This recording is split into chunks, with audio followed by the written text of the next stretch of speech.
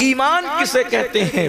اگر دو جملوں میں بیان کیا جائے تو میں اتنا کہہ سکتا ہوں، اللہ کے رسول صلی اللہ علیہ وآلہ وسلم اللہ کی طرف سے جو کچھ لے کر کے آئے اس کو دل سے ماننا اور زبان سے اس کا اعلان کرنا، اس کا نام ایمان ہے۔ دل سے ماننا اور زبان سے اعلان کرنا، اقرار کرنا، اس کا نام ایمان ہے۔ حضور جو کچھ لے کر کے آئے، اپنی عقل کا گھوڑا نہیں دوڑانا، حضور جو کچھ لے کر آئے ہمیں ماننا ہے۔ اور یاد رکھنا ایمان کی طاقت کیا ہے، ایمان کی قوت کیا ہے۔ بڑی بڑی طاقتیں، ہتھیار کی طاقتیں جس کے سامنے سجدہ ریز ہے اسے ایمان کہتے ہیں۔ ایمان کتنا پاورفل ہے، ایمان کتنا عظیم ہے، یہ ایمان ہی ہے۔ جب ایمان کسی قوم کو نصیب ہو جاتا ہے تو عرب کے بوریا نشین قیصر و کسریٰ کے تاجدار بن جاتے ہیں۔ ایمان جب نصیب ہو جاتا ہے، ایمان جب کسی کو نصیب ہو جاتا ہے تو اللہ اکبر، وہ لوگ جو نمک اور کافور میں فرق نہیں کر پاتے تھے وہ آسمان ہدایت کے تارے بن جاتے ہیں۔ ایمان جب کسی قوم کو نصیب ہو جاتا ہے تو بحر ظلمات میں وہ گھوڑے دوڑاتے ہیں تو گھوڑوں کی ٹاپیں بھی اللہ اکبر پانی سے بھیگتی نظر نہیں آتی۔ اسی لیے تو اقبال نے کہا تھا کہ اذانیں کبھی یورپ کے کلیساؤں میں اور افریقہ کے تپتے ہوئے صحراؤں میں دشت تو دشت ہے، دریا بھی نہ چھوڑے ہم نے، بحر ظلمات میں دوڑا دیے گھوڑے ہم نے۔ ایمان کیا ہے؟ اللہ اکبر، ایمان اتنی عظیم طاقت ہے کہ فرشتے بھی ایمان والوں کو رشک کی نگاہ سے دیکھتے ہیں۔ ایمان اتنی عظیم قوت ہے کہ اللہ اکبر، دیوان گانے عشق محمد کو دیکھ کر گھبرا گئی ہے گردش دورہ، کبھی کبھی گردن میں ہاتھ ڈالے ہیں ماہ و نجوم نے، گزرا ان حدوں سے مسلمان کبھی کبھی ایمان کامل نصیب ہو جاتا ہے تو فرشتے باز نیچے رہ جاتے ہیں، مومن کامل کا مرتبہ اس سے بلند ہو جاتا ہے۔ اللہ اکبر، ارے یہ ایمان ہی ہے۔ جب مومن اپنی قبر میں جاتا ہے تو نکیرین اس کی تعظیم کرتے نظر آتے ہیں۔ ایمان والے کی تعظیم صرف زمین کے اوپر نہیں ہوتی بلکہ زمین کے اندر بھی ہوتی ہے۔ نکیرین جس کی تعظیم کرے اس کو مومن کامل کہتے ہیں، میرے امام کہتے ہیں، نکیرین کرتے ہیں تعظیم میری، نکیرین کرتے ہیں تعظیم میری، فدا ہو کے تجھ پہ یہ عزت ملی ہے۔ یاد رکھنا ایمان وہ قوت ہے، ایمان والوں سے کبھی کوئی جیت نہیں سکا، ایمان والے کبھی ہارے نہیں۔ قرآن کہتا ہے وَأَنْتُمُ الْعَالَوْنَ إِن كُنْتُم مُؤْمِنِينَ، تمہیں سر بلند ہو، تمہیں کامیاب ہو اگر تم مومن ہو۔ ایمان کو سمجھا کیا ہے، ایمان کی شان کو سمجھا کیا ہے؟ اسی لیے انسان اپنے حسن سے ناواقف ہے، انسان اپنے حسن سے ناواقف ہے۔ دوسرے آپ کے حسن کو دیکھ کر اندازہ لگا رہے ہیں کہ آپ کتنے حسین ہیں۔ حضرت بیدم شاہ وارسی نے کہا تھا اپنی ہستی کا گر حسن نمایاں ہو جائے، آدمی اپنے انوار پہ شیدا ہو جائے۔ ہمارا ایمان کا جو حسن ہے دوسرے سمجھ رہے، منکرین اسلام سمجھ رہے کہ ایمان کی طاقت کیا ہے، اسی لیے وہ ہم سے ہماری روزی نہیں چھیننا چاہتے۔ منکرین اسلام ہم سے ہمارے گھر نہیں چھیننا چاہتے، منکرین اسلام ہماری نسلوں سے ایجوکیشن کی ڈگریاں نہیں چھیننا چاہتے۔ منکرین اسلام اگر ہم سے کچھ چھیننا چاہتے ہیں ہمارا ایمان چھیننا چاہتے ہیں، ہمارا عقیدہ چھیننا چاہتے ہیں۔ ایمان کتنی قیمتی شے ہے، آپ کو بتاؤں 1000 منکرین اسلام آئے تھے اور 313 ایمان والے آئے تھے۔ 1000 منکرین اسلام طاقت لے کر آئے، قوت لے کر آئے، تلوار لے کر آئے، پیٹ بھرے ہوئے آئے، ناچنے والیوں کو ساتھ لے کر آئے، گانے والیوں کو ساتھ لے کر آئے اور اپنے منصب مرتبے اور مقام کو ساتھ لے کر آئے۔ وہ کوئی چھوٹے موٹے لوگ نہیں تھے جو منکرین اسلام تھے، مکے کی طرف سے آئے تھے۔ لیکن 313 ایمان والوں نے کیا کیا پتہ ہے؟ 313 ایمان والوں نے ان 1000 لوگوں کو دھول چٹا دیا۔ اور آپ کو کیا پتہ ایمان کی طاقت کیا ہے؟ جس وقت اللہ نے حضرت انسان کو بنایا تو اس وقت حضرات فرشتوں نے کہا کہ یہ زمین پہ جا کے خون ریزی کریں گے، پتا چلا خون بہانا فرشتوں کو پسند نہیں. ان کی عادت کیا ہے؟ صرف تسبیح اور تحلیل کرنا، صرف تسبیح کرنا، تحلیل کرنا. ان کو مارنا پیٹنا پسند نہیں ہے. لیکن مومن کی شان کیا ہے؟ جب مومن بدر میں آتا ہے تو فرشتوں کو حکم ہوتا ہے کہ مقام تسبیح اور مصلی چھوڑو، اور جس جنگ سے تمہیں نفرت تھی مومنوں کی اتباع میں جا کر تم بھی جنگ کرنا شروع کرو. مومن کی شان. ملائکہ آتے ہیں، 5000 ملائکہ بدر میں نازل ہوتے ہیں، قطار در قطار. اور صرف ملائکہ نہیں آتے بلکہ سارے فرشتوں کا جو سردار ہے وہ بھی رسول اللہ کا سپاہی بن کر کے زمین پر آتا ہے. مومن کو آپ نے سمجھا کیا ہے؟ مومن کی شان کیا ہے؟ اسی لیے ایمان چھیننے کی کوشش کی جاتی ہے. اور ہمیں مومنوں کو ایمان کی اہمیت نہیں. ہم اپنے بچے کو تاجر تو بنانا چاہتے ہیں، ہم اپنے بچے کو ڈاکٹر تو بنانا چاہتے ہیں، ہم اپنے بچے کو انجینئر تو بنانا چاہتے ہیں. خطیب بنایا، ادیب بنایا، ڈاکٹر بنایا، انجینئر بنایا، ٹیچر بنایا، سب بنایا. کیا اپنے بچوں کو مومن بھی بنایا؟ ڈاکٹر بنانے کا انکار نہیں ہے، ڈاکٹر بناؤ. بھائیو یہ ڈاکٹر بننے کا شوق لوگوں میں ابھی ہے. نعرہ تکبیر، نعرہ رسالہ، مسلک اعلی حضرت استاذ العلماء حضور مفتی محمد اسماعیل صاحب قبلہ، استاذ العلماء حضور مفتی محمد. آپ بیٹھے، بالکل بیٹھے رہیں. آپ علماء استقبال کریں گے، آپ بالکل بیٹھے رہے. ماشاءاللہ بہت اچھا مجمع ہے. نعرہ تکبیر، نعرہ رسالہ، مسلک اعلی حضرت. کتنی طبیعت علیل ہے حضرت کی. اس عمر میں بھی دیکھیے ماشاءاللہ حضرت تشریف لا چکے ہیں. استاذ العلماء زینت مسند افتاء حضرت العلامہ حضرت علامہ حضور مفتی محمد اسماعیل صاحب قبلہ تشریف لا چکے ہیں. حضرت کو آگے لے لیں تاکہ سارے لوگ حضرت کے نورانی چہرے کی زیارت کریں. نعرہ لگائیں محبت سے. عمر دیکھیں حضرت کی، سب جانتے ہیں، پورا علاقہ جانتا ہے. نعرہ تکبیر. پیچھے والے بھی ذرا آواز بلند آواز سے نعرہ لگائیں. نعرہ تکبیر، نعرہ رسالت، مسلک اعلی حضرت حضور مفتی اسماعیل صاحب قبلہ، حضور سید امین القادری صاحب قبلہ، علماء اہل سنت. سبحان اللہ. ماشاءاللہ.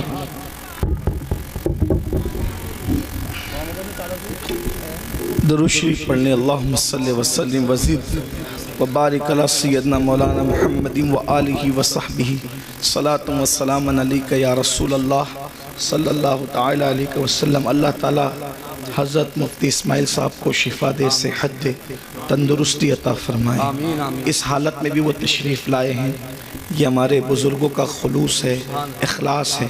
درود شریف ایک بار پڑھیں، میں گفتگو آگے بڑھاتا ہوں. رب صلی وسلم دائما ابدا علی حبیبک خیر الخلق کلہم. صلاۃ و سلام علیک یا جد الحسن والحسین وعلی آلک واصحابک یا جد الغوث الثقلین. تو ڈاکٹر بنا رہے ہیں، ٹیچر بنا رہے ہیں، انج سب بنا رہے ہیں. انکار نہیں. بنائیے. دنیا میں ڈاکٹر بننے کا شوق ابھی پیدا ہوا. مسلمان اس وقت سائنسی علوم کا انکشاف کر رہے تھے جب لوگ سائنس سے ناواقف تھے. اس کا ثبوت اگر دیکھنا ہے تو آپ قرآن کی ان آیات کو پڑھ کر کے دیکھیں جو سائنسی علوم کا انکشاف کرتی نظر آتا. اسی لیے آج جتنے سائنسداں ہیں کوئی یہ نہیں کہتا کہ ہم سرچ کر رہے ہیں. پڑھے لکھے لوگوں کی توجہ چاہتا ہوں. آج کوئی سائنسداں یہ نہیں کہتا کہ ہم سرچ کر رہے ہیں. ہر سائنسداں کیا کہتا ہے؟ ہم ریسرچ کر رہے ہیں. تو ریسرچ کا مطلب کیا ہے؟ پہلے جو سرچ ہو چکا ریسرچ اسی کا تو ہوتا ہے. اس کا مطلب سائنس آج بھی یہ ماننے کو تیار ہے کہ پہلے کسی نے سرچ کیا تھا اسی کی ریسرچ ہم کر رہے ہیں. توجہ فرمائیں. تو یہ سرچ کس نے کیا؟ یہ سرچ کس نے کیا؟ آپ قرآن اٹھا کر دیکھیں تو پتہ چلے گا. ماں کے پیٹ میں بچہ کب कब किस वक्त किस शक्ल का होता है। हर मजहब खामोश है, अगर कोई जवाब दे रहा है वो इस्लाम है और सिर्फ इस्लाम है। सुभान अल्लाह, सुभान अल्लाह। आप देखें ना, ये जो सर्च पेश है, आज लोग रिसर्च कर रहे हैं, सर्च तो हमने किया है, तलाश तो हमने किया है। अल्लाह अकबर। इसी तरीके से फिरौन की मम्मी के बारे में, उसकी लाश जो म्यूजियम में पड़ी हुई है, उसके बारे में जब पीएम किया गया तो डॉक्टर और साइंसदान इस नतीजे पे पहुंचे कि ये समुंदर में डूब करके मरा है। ये रिपोर्ट थी उसके पीएम की, लेकिन सोचा कि आखिर ये डूब के मरा, समुंदर में डूबने वाला बाहर कैसे निकल सकता है। सारे मज़ाहिब की किताब खामोश थी। इस्लाम ने कहा, कुरान ने कहा कि हमने तेरी लाश को इसलिए बचाया ताकि हम तुझे लोगों के लिए इबरत बना दें। देखो कुरान बोलता नजर आया। मेरे भाइयों, ईमान की, इस्लाम की अजमत को समझो। हमें वादहू ला शरीक, खुदाए हक, माबूदे बरहक का पता मुस्तफा जाने रहमत ने बताया, वरना कहीं तो हजरत ईसा की इबादत हो रही है, कहीं तो हजरत मरियम की इबादत हो रही है, कहीं तो हजरत उज़ैर की इबादत हो रही है, कहीं तो चांद की इबादत हो रही है, कहीं तो सूरज की इबादत हो रही है, कहीं तो गोबर और मिट्टी की इबादत हो रही है, कहीं तो दरख्त और दरिया की इबादत हो रही है। अरे तुम कितने खुशनसीब हो कि तुम्हें वो खुदा मिला है। वो और लोग हैं दुनिया के अंदर जो खुदा को बनाकर पूजते हैं। लोगों का खुदा वो है जो लोग बनाते हैं। मुसलमानों का खुदा वो है जिसने कुन कहकर कायनात को जिंदाबाद, जिंदाबाद, नारे तकबीर, नारे रिसालत। लोगों का खुदा वो है जिसकी तस्वीर बनती है। मुसलमानों का खुदा वो है जो तसव्वुर में भी नहीं आता।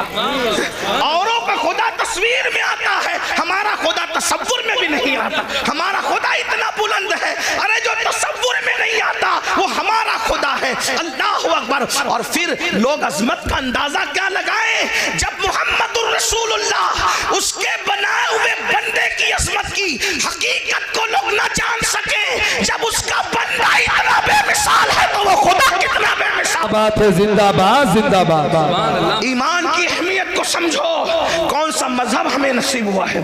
इसीलिए आज हम ईमान की, मुसलमान ईमान की अहमियत नहीं समझ पा रहा है। मुनकिरीन इस्लाम अहमियत समझ गए, इसीलिए वो ईमान छीनना, वो जानते हैं जब तक इनके पास ईमान रहेगा इनको ज़ेर नहीं किया जा सकता, इनको तबाह नहीं किया जा सकता, इनको बर्बाद नहीं किया जा सकता। छीन लो इनसे ईमान, चलेगा।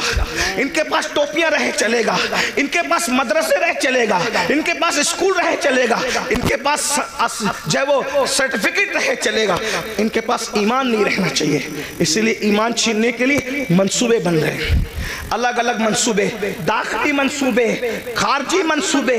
बहुत खतरनाक चैलेंजेस का हमें सामना है। और आप आज हमें बच्चा डॉक्टर बने, इंजीनियर बने, ताजिर बने, उसका मुस्तकबिल सुधर जाए, सबको फिक्र है। अगर फिक्र नहीं है, ईमान की फिक्र नहीं है। नबियों की फिक्र क्या थी?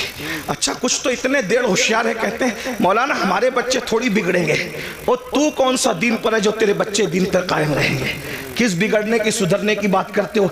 जिस कौम को कलमा पढ़ना नहीं आता है। हमारे बुजुर्गों ने कहा कि निकाह की महफिल में जाओ तो कलमा पढ़ाओ तो नहीं पढ़ पाते, तो जो शादी की खुशी के मौके पर काजी के पढ़ाने पे कलमा नहीं पढ़ पाते, वो मौत के इस्तिराब में क्या कलमा पढ़ पाएंगे?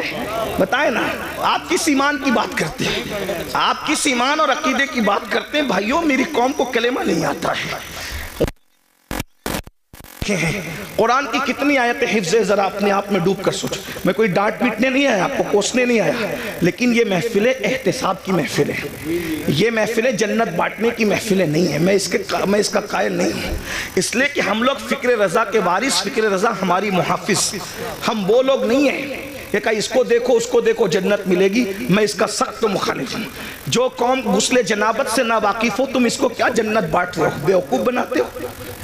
अल्लाह को हमें मुंह नहीं दिखाना है, खुदा को क्या मुंह दिखाओगे? हैं? बताओ तो सही। जब वो सुन लेंगे कि मुफ्ती इस्माइल साहब के चेहरे को देख के जन्नत मिलती है, अमीनुल कादरी के चेहरे को देख के जन्नत मिलती है, मुफ्ती जलीस साहब के चेहरे को देख के जन्नत मिलती है, बेवकूफ़ है फिर वो फजर में उठेंगे? बेवकूफ़ है वो फजर में उठेंगे? نہیں میرے بھائی، ہمیں اپنی قوم پہ اتنا ظلم نہیں کرنا چاہیے۔ جو قوم کلمہ یاد نہ رکھے وہ قوم کیسے جنت میں جائے؟ کچھ لوگ ہم سے لڑتے ہیں کہ تو لوگوں کو مایوس کرتا، میں نے کہا میں مایوس نہیں کرتا۔ ہم کیسے مایوس کر سکتے ہیں؟ ہمارے یہاں تو ایمان کی ڈیفینیشن ہی ہے، الایمان بین الخوف والرجاء، ایمان خوف اور امید کی درمیانی کیفیت کا نام ہے۔ ہم قوم کو مایوس کیوں کریں گے؟ لیکن جو قوم اتنی بے باک ہو چکی ہو کہ بڑی معذرت کے ساتھ، یہاں کے حالات ایسے نہیں ہوں گے لیکن ہم پورا ہندوستان گھومتے ہیں اور بڑی بات نہیں کرتے، دنیا میں بھی جاتے ہیں ہندوستان کے علاوہ۔ لوگ اتنے غافل ہو گئے اپنے دین سے کہ جن کی نگاہ پاپ سے اس کی سگی سالی محفوظ نہیں ہے، اس قوم کو ہم چہرے دکھا کے کیا جنت بانٹیں گے؟ جس قوم کی نگاہ سے اس کی چچازاد بہن محفوظ نہیں ہے، ہم اس قوم کو کیا جنت کی بشارتیں دیں گے؟ میرے بھائیوں، حالات اتنے دردناک ہیں۔ اب حالات تو یہ ہے کہ معاذ اللہ بیٹیاں جوان ہو جائے تو بعض جگہ وہ باپ کی نگاہ سے محفوظ نہیں ہے۔ اتنی غفلت کا حال ہے، خشیت اتنی اٹھ چکی ہے، خشیت ربانی اٹھ چکی ہے۔ میں جانتا ہوں ہم گراؤنڈ ریئلٹی کے لوگ ہیں، ہم گراؤنڈ زمینی حقائق والے لوگ ہیں، ہم لوگ جانتے ہیں حالات کے تقاضے کو۔ لوگ ہمارے پاس آ کر کے باتیں کرتے ہیں، بعض بچیاں طلاق پا کر کے گھر آئی ہے تو باپ نے باپ کی نظر ڈالی ہے، بعض جو ہے وہ بہویں جوان سسر کی نگاہ سے محفوظ نہ رہ سکی ہے۔ یہ حقائق ہے، زمینی حقائق یہ ہے۔ میرے بھائیوں، جس قوم کے اندر سے خوف خدا اتنا اٹھ جائے، کہاں وہ تقویٰ تھا، کہاں وہ تقویٰ، کہاں وہ تقویٰ کہ سیدنا عمر ابن خطاب جیسی ہستی جنہوں نے رسول اللہ کی زیارت کی ہے، اور خوف کا عالم یہ ہے کہ چہرے پر آنسوؤں کے نشان ہے۔ علامہ ابن الجوزی اپنی کتاب میں لکھتے ہیں کہ ایک مرتبہ فاروق اعظم اپنے گھر کے دروازے پر بیٹھے، فاروق اعظم گھر کے دروازے پہ بیٹھے ہیں اور چہرہ گلی کی طرف کیا ہوا ہے۔ ذرا غور سے سننا، گلی کی طرف کیا ہوا ہے اور دروازے پہ بیٹھے ہیں۔ ایک صحابی آتے ہیں، چلے جاتے ہیں سلام کر کے، کچھ دیر کے بعد آتے ہیں تو فاروق اعظم اسی طرح دروازے پہ بیٹھے ہوئے ہیں۔ وہ لوگ بھی کیا لوگ تھے، یہ نہیں دیکھا کہ فاروق اعظم ہے، یہ نہیں دیکھا عمر ابن خطاب ہے، یہ نہیں دیکھا کہ رسول اللہ کے صحابی ہیں۔ جب دیکھا کہ دروازے کی طرف رک کر کے بیٹھے ہیں، وہاں کسی کی رعایت نہیں تھی، کیونکہ وہ لوگ سب سے پہلے شریعت کے مرید تھے، بعد میں کسی کے مرید تھے۔ وہ لوگ سب سے پہلے شریعت کے معتقد تھے، بعد میں کسی اور کے معتقد تھے۔ فاروق اعظم کو دروازے پہ بیٹھا دیکھ کر ایک عام صحابی ٹوکتے ہیں، عمر اب تم بھی دروازے پہ بیٹھو گے رستے کی طرف منہ کر کے؟ آپ دروازے پر کیوں بیٹھے رستے کی طرف منہ کر کے؟ ہم تو کسی کو روک بھی نہیں سکتے، ٹوک بھی نہیں سکتے، اس لیے کہ ہمیں معاذ اللہ ثم معاذ اللہ اللہ کی رضا سے زیادہ کسی اور کی رضا پیاری ہو گئی ہے کہ اس قوم کی تباہی سے اس قوم کو اب کوئی نہیں بچا سکتا، جو خالق کو تو ناراض کر سکتی ہے مگر مخلوق کو ناراض نہیں کر سکتی۔ میرے بھائی، ہاں اگر کسی غریب کے ہاتھ میں سونے کی انگوٹھی ہم دیکھتے ہیں، اس کو اتروا لیتے ہیں، کیا کسی کونسلر کے ہاتھ سے بھی ہم انگوٹھی اتروانے کی ہمت رکھتے ہیں؟ کیا کسی مالدار کے ہاتھ سے بھی ہم کڑا اتروانے کی ہمت رکھتے ہیں؟ سارا قانون تو ہم نے منہ دیکھ کر کے بنایا ہے۔ بہت معذرت کے ساتھ، اسلام صرف اسلام ہے، اسلام صرف اسلام ہے، اسلام حقیقت ہے۔ غریب امیر چھوٹا بڑا سب کے لیے شریعت کا قانون ایک ہے۔ اللہ اکبر! ذرا غور تو کیجئے، فاروق اعظم جیسی ہستی کو ٹوکنے والا ٹوکتا ہے، آپ دروازے پہ بیٹھیں گے روڈ کی طرف رستے کی طرف منہ کر کے؟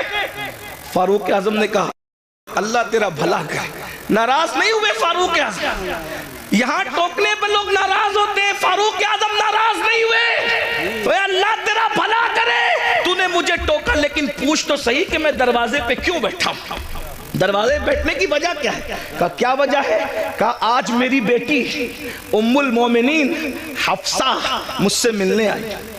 پہلے تو میں اہل علم کی توجہ چاہتا ہوں، جو بیٹی ہوگی وہ کبھی ماں نہیں ہو سکتی، اور جو ماں ہوگی وہ کبھی بیٹی نہیں ہو سکتی۔ لیکن رسول اللہ کے نکاح میں جانے کی وجہ سے حفصہ کی شان یہ ہو گئی تھی کہ وہ فاروق اعظم کی بیٹی بھی تھی کہ ان سے پیدا ہوئی تھی، لیکن فاروق اعظم کی ماں بھی تھی کیونکہ رسول اللہ کے نکاح میں تھی۔ جہاں ماں اور بیٹی کے دونوں رشتے ایک ساتھ جڑے ہیں، لیکن فاروق اعظم کا تقویٰ دیکھو۔ فاروق اعظم کہتے ہیں آج میری بیٹی حفصہ مجھ سے ملاقات کے لیے آئی ہے اور میری بیوی اپنے میکے چلی گئی ہے، تو میں اپنی جوان بیٹی کے ساتھ اپنے کمرے میں اکیلا رہنا پسند نہیں کرتا، اس لیے میں دروازے کی طرف رک کر کے بیٹھ گیا ہوں اپنی بیوی کے انتظار میں کہ وہ آئے تو میں اندر جاؤں۔ وہ لوگ تھے اللہ کے خوف اور خشیت جو بیٹی کے ساتھ، جو ماں بھی ہو، ام المومنین بھی ہو، اس کے ساتھ تنہائی میں بیٹھنا گوارا نہیں کرتے، یہ وہ لوگ تھے۔ اور آج کیا ہو رہا ہے؟ کیا کر رہے ہو؟ اسلام کہاں نظر آتا ہے مجھے بتاؤ؟ وہ قوم ایمان کو تحفظ کیسے دے سکتی ہے جس کے پاس ایمان کی کوئی اہمیت ہی نہیں؟ آؤ نبی کی فکر دیکھو، قرآن نے ایک نبی کی موت کا ذکر کیا۔ پہلے تو یہ سن لیں کہ ہم اہل سنت کے بارے میں لوگ بکواس کرتے ہیں، کہتے ہیں یہ لوگ نبی کی موت نہیں مانتے۔ میں نے کہا جھوٹ ہے، ہم اللہ کے سوا سب کی موت مانتے ہیں، حتیٰ کہ ہمارا عقیدہ ہے کہ موت کو بھی موت آئے گی، موت کو بھی موت۔ ہمارا عقیدہ، لوگ ہمارے عقیدے خود سے بیان کرتے ہیں، کبھی ہم سے سننے کی کوشش ہی نہیں کرتے۔ کبھی کہتے ہیں یہ سنی نبی کو بشر نہیں مانتے، ہم نے کہا جو نبی کو بشر نہ مانے ہم اس کو کافر سمجھتے ہیں۔ نبی بشر ہوتا ہے لیکن تمہارے ماننے میں ہمارے ماننے میں فرق یہ ہے، نبی بشر ضرور ہوتا ہے لیکن وہ ہماری طرح بشر نہیں ہوتا، وہ خیر البشر ہوتا ہے، وہ سید البشر ہوتا ہے، وہ رشک بشر ہوتا ہے، وہ افضل البشر ہوتا ہے۔ ہاں، بلکہ لباس بشر میں نبی کو بھیج کر قدرت نے بشریت کو معراج عطا فرما دی ہے۔ بیدم شاہ وارسی نے کہا تھا ابعاد بھی کچھ اور ہماری نظر میں ہے، ابعاد بھی کچھ اور ہماری نظر میں ہے، جب سے سنا ہے یار لباس بشر میں ہے، جب سے سنا ہے یار لباس بشر میں ہے۔ تو نبی کو موت آتی ہے اور نبی کو موت آئی، توجہ کرنا، میں بہت بے باکی کے ساتھ اس لیے بول رہا ہوں کہ میری پشت پر کئی مفتیان کرام بیٹھے ہیں، کہیں پر علماء کے اساتذہ یہاں موجود ہیں، آپ بھی غور سے سنیں۔ نبی کو موت آئی لیکن نبی مر کے مٹی میں نہیں ملے، موت آئی مگر ایک آن کے لیے آئی، جس کو اہل سنت کا امام یوں بیان کرتا ہے انبیاء کو بھی اجل آنی ہے مگر ایسی کہ فقط آنی ہے، پھر وہی موت کے بعد ان کی حیات مثل سابق وہی جسمانی ہے، اس کی ازواج کو جائز ہے نکاح، اس کا ترکہ بٹے جو فانی ہے، تو زندہ ہے واللہ، تو زندہ ہے واللہ، میری چشم عالم سے چھپ جانے بے شک سبحان اللہ سبحان اللہ۔ ایک نبی کی موت کا ذکر ہو رہا ہے، قرآن کہتا ہے اذ حضر یعقوب الموت، سورۃ البقرہ ہے، اللہ پاک ارشاد فرماتا ہے اور یاد کرو، اذ یاد کرو، حضر یعقوب الموت، ہائے ہائے، قرآن بیان کر رہا ہے نبی کی موت کو، کیا کہا؟ حضر یعقوب الموت، حضر یا موت حاضر ہوئی، موت حاضر ہوئی کہاں؟ یعقوب علیہ السلام کے پاس۔ پتا چلا انبیاء کی بارگاہ وہ ہے جہاں موت بھی حاضر ہوتی ہے، موت بھی حاضری دیتی ہے۔ ہاں، اس کا مطلب یہ کہ تم اور طرح مرتے ہو، انبیاء اور طرح دنیا سے تشریف لے جاتے ہیں۔ دیکھیے حاضر ہونے میں اور تشریف لانے میں فرق ہے۔ ویسے یوپی میں بتانے کی ضرورت نہیں، یوپی کے لوگ بہت پڑھے لکھے ہوتے، اردو تو جانتی ہیں۔ اگر کوئی چھوٹا کسی بڑے کے پاس آ کر کہے کہ میں تشریف لایا تو پڑھا لکھا آدمی ضرور ہنسے گا کہ بڑوں کے پاس تشریف نہیں لاتے بلکہ بڑوں کے پاس حاضر ہوتے ہیں۔ اور جب بڑا کہے گا، جیسے مثال کے طور پہ اگر میں کہوں کہ حضرت مفتی اسماعیل صاحب کی بارگاہ میں حاضر ہوا تو صحیح ہے، لیکن اگر یہ کہوں کہ میرے پاس مفتی اسماعیل صاحب حاضر ہوئے تو غلط ہو گیا، بلکہ مجھے کیا کہنا پڑے گا؟ حضرت مفتی اسماعیل صاحب تشریف لائے۔ بات سمجھ میں آتی ہے؟ اب قرآن کیا کہہ رہے ہیں؟ حضر یعقوب الموت، موت حاضر ہوئی یعقوب کے پاس، تو پتا چلا یعقوب بڑے ہیں علیہ السلام، اور مرتبہ موت، یہاں موت سے مراد موت کا فرشتہ ہے۔ اسی بات ہے، ہمارے نبیوں سے ہمارے نبیوں سے رسول ملائکہ کا مرتبہ افضل نہیں ہے نا؟ ہمارے یہاں پڑھایا جاتا ہے رسول ملائکہ سے انبیاء کرام اور رسولان اعظام جو انسانوں میں ہیں وہ افضل ہیں، ٹھیک؟ حضر یعقوب الموت، اس سے پتہ چلا۔ اور پھر اس کے بعد کیا قرآن کہتا ہے؟ جب موت حاضر ہوئی تو قرآن کہتا ہے حضرت یعقوب علیہ السلام نے اپنے بچوں کو، پوتوں کو، بیٹوں کو، سب کو جمع کیا اور کیا کہا؟ اذ قال لبنی ما تعبدون من بعدی، کہ تم میرے بعد کس کی عبادت کرو گے؟ نبی کو فکر کیا ہے؟ بیٹے کیسے کیسے بیٹے ہیں؟ کیا نبی نے تربیت نہیں کی ہوگی؟ یا یوسف علیہ السلام جیسا بیٹا؟ اسی طریقے سے ان کے اور جو 11 بیٹے تھے، یاد رکھیے گا وہ جو 11 بیٹوں کا تذکرہ قرآن میں ہے، ہم ان کی بے ادبی نہیں کر سکتے کیونکہ وہ بگڑے ہوئے لوگ نہیں تھے، وہ تو ایک ان کی ایسی لغزش تھی جو رشک کی بنیاد پر ہو گئی تھی، ہے نا؟ مگر وہ اولاد پیغمبر تھے، ان کے اور ان کی اولادیں یعقوب علیہ السلام کو فکر ہے تو یہ نہیں کہ میرے بچے میرے بعد کھائیں گے کیا، کیونکہ رزق کا وعدہ اللہ نے کیا، اللہ رزاق ہے۔ میرے بعد میرے بچے پہنیں گے کیا، اللہ رب ہے وہ پہنائے گا بھی۔ میرے بعد میرے بچوں کا کیا ہوگا، ارے وہ سب کچھ انتظام کر دے گا۔ نبی کو فکر ہے دنیا سے جاتے وقت تو اپنے بچوں کے ایمان کی فکر ہے۔ پوچھتے ما تعبدون من بعدی، میرے بعد تم کس کی عبادت کرو گے؟ تو بیٹوں کی بھی تربیت ہوئی تھی، پوتوں کی بھی تربیت ہوئی تھی، انہوں نے کیا کہا؟ قالوا نعبد الہک۔ اب یہاں توحید بیان ہو رہی ہے، توجہ کرنا، یہیں سے ایمان، اب گفتگو کا آغاز ہوتا ہے، ایمان اصل کیا ہے، توحید اصل کیا ہے؟ قالوا نعبد، ہم عبادت کریں گے الہک، جو تمہارا خدا ہے۔ یہ نہیں کہا اللہ کی عبادت کریں گے، یہ نہیں کہا اللہ کی عبادت کریں گے، کیا کہا؟ الہک، آپ کے خدا کی عبادت کریں گے، وہ الہ آبائک، اور آپ کے باپ داداؤں کا جو خدا ہے۔ اور پھر تشریح آ گئی، اسماعیل ابراہیم و اسماعیل و اسحاق، جو ابراہیم کا خدا ہے، جو اسماعیل کا خدا ہے، جو اسحاق کا خدا ہے۔ توحید بیان ہو رہی ہے مگر نری بیان نہیں ہو رہی ہے، بلکہ توحید اللہ والوں کے ذریعے سے بیان ہو رہی ہے۔ پتا چلا وہ توحید شیطانی توحید ہے جس میں کہا جاتا ہے اللہ کو مانیں گے اور کسی کو نہیں مانیں گے۔ قرآنی توحید یہ ہے الہ کا و الہ آبائی کا، ابراہیم و اسماعیل و اسحاق، یعنی کہ جو آپ کا خدا ہے۔ پتا چلا اگر یہ کہتے کہ خدا کی عبادت کریں گے تو بعد میں لوگ ڈھونڈتے کون سا خدا، کون سا خدا، کون سا خدا، لیکن کہا الہ کا، اے یعقوب تم جس کی عبادت کرتے رہے ہم اسی خدا کی عبادت۔ نعرہ تکبیر، نعرہ رسالت، مسلک اعلی حضرت، جشن دستار بندی، سبحان اللہ ماشاءاللہ۔ اب یہاں لوگ ہم سے کہتے ہیں تم تو صرف نبی نبی نبی نبی کرتے رہتے ہو، تم اللہ کا ذکر نہیں کرتے۔ میں نے کہا یہ بھی اللہ کی سنت ہے، کیا بات ہے، یہ بھی اللہ کی سنت ہے کہ اللہ نے اپنا تعارف کہیں اکیلے نہیں کرایا، اپنا تعارف ہمیشہ اپنے مقبول بندوں کے ذریعے سے کرا۔ سبحان۔ آئیے میں چونکہ مدرسے کی محفل ہے تھوڑی مشکل بات کر دوں، علماء کی برکت سے اللہ آپ کو سمجھا دے گا، آپ کی سمجھ میں آ جائے۔ کچھ لوگ حضور کے پاس آئے اور پوچھنے لگے کہ آپ کا خدا کیسا ہے وہ بتائیے۔ خدا کو دیکھنے کی تمنا تھی، آپ کا خدا کیسا ہے وہ بتائیے۔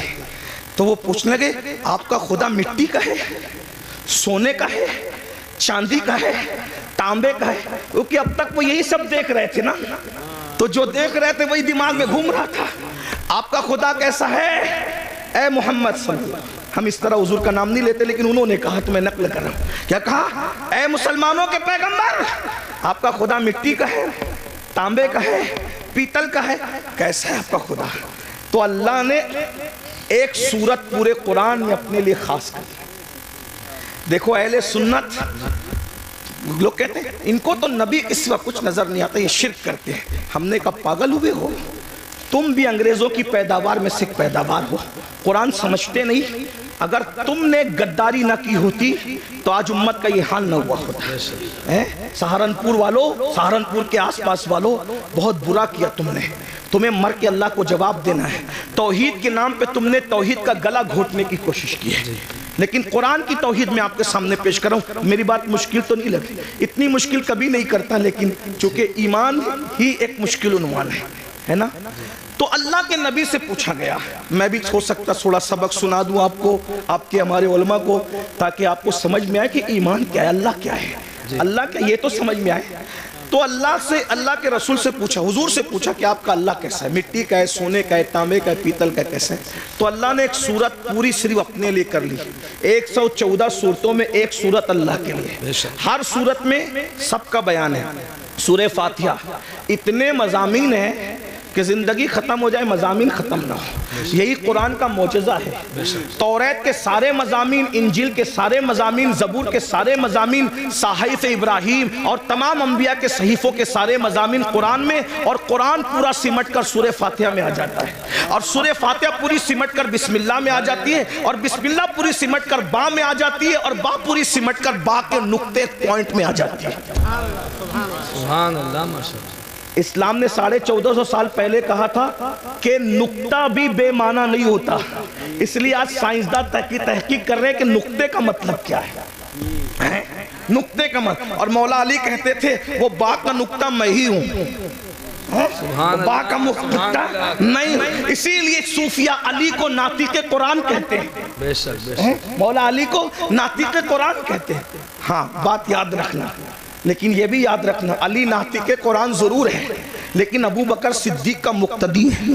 کیا بات ہے, واہ واہ واہ واہ, بے شک بے شک. علی ناطق قرآن ضرور ہے, لیکن صدیق اکبر کا وہ 2.5 سال تک کہتے رہے پیچھے اس امام کے, 10 سال تک کہتے رہے فاروق اعظم کے پیچھے اس امام کے, 12 سال عثمان غنی کے پیچھے اس امام کے. میں سوچتا ہوں پیچھے کھڑے رہنے والا ناطق قرآن ہے تو مرتبہ صدیق اکبر کا کیا ہوگا, مرتبہ فاروق اعظم کا کیا ہوگا, مرتبہ عثمان غنی کا کیا ہوگا. اسی کو میرے امام کہتے ہیں تیرے چاروں ہمدم ہے, یک جان یک دل, ابو بکر فاروق و عثمان علی ہے. صدق و عدل و کرم و ہمت میں 400 شورے ہیں ان چاروں کے. ایمان کے بڑے تقاضے ہیں. تو بہرحال 114 صورتیں ہیں, 114 صورتوں میں ہر صورت میں کسی میں جنت کا ذکر ہے تو جہنم کا بھی. ایک بات عرض کروں, آپ بہت اچھے سے سن رہے تو ہمت کر رہا ہوں, قرآن کی یہی شان ہے. ابھی حفظ کی غالباً دستار ہوگی, ساتھ حافظ بنے. ایک بات آپ کے سامنے رکھو, جس کتاب میں سائنس بیان ہوتا ہے اس میں الجبرا نہیں بیان ہوتا, اور جو الجبرا کی کتاب ہوتی ہے اس کے اندر جغرافی بیان نہیں ہوتا.